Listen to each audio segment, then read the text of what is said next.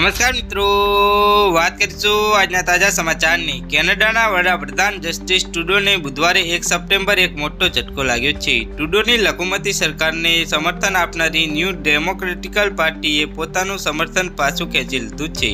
આ પગલાંથી ટ્રુડોની સરકાર ચલાવવા માટે નવા ગઠબંધનની જરૂર પડી છે। એનડીપીના નેતા જગમીત સિંહે 2022માં ટ્રુડોના સમર્થનને પાછું ખેંચવાની વાત કરતાં કહ્યું કે મારી ધીરજ ખતમ થઈ ગઈ છે। જો કે ટ્રુડોએ શરૂઆતની ચૂંટણીની વાતોને નકારતા કહ્યું કે મારી પ્રાથમિકતા કેનેડાની જનતા માટે સામાજિક કાર્યક્રમોને આગળ વધારવાની છે। અમે કેનેડાના લોકો માટે કામ કરીશું અને આશા કરીએ છીએ કે આવનારી ચૂંટણી સુધી અમે પોતાના કાર્યક્રમ પૂરા કરીશું।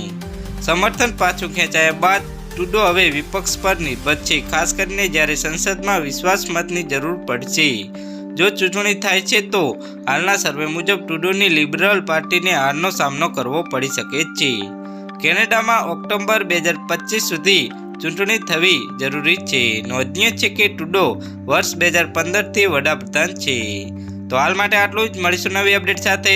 જો તમને અમારા વિડીયો પસંદ આવતા હોય તો વિડીયોને લાઇક કરી, ચેનલને સબસ્ક્રાઇબ કરી બાજુમાં આવેલા બેલ આઇકનને દબાવી દેજો, જેથી તમને આવા નવા સમાચારની અપડેટ મળતી રહે।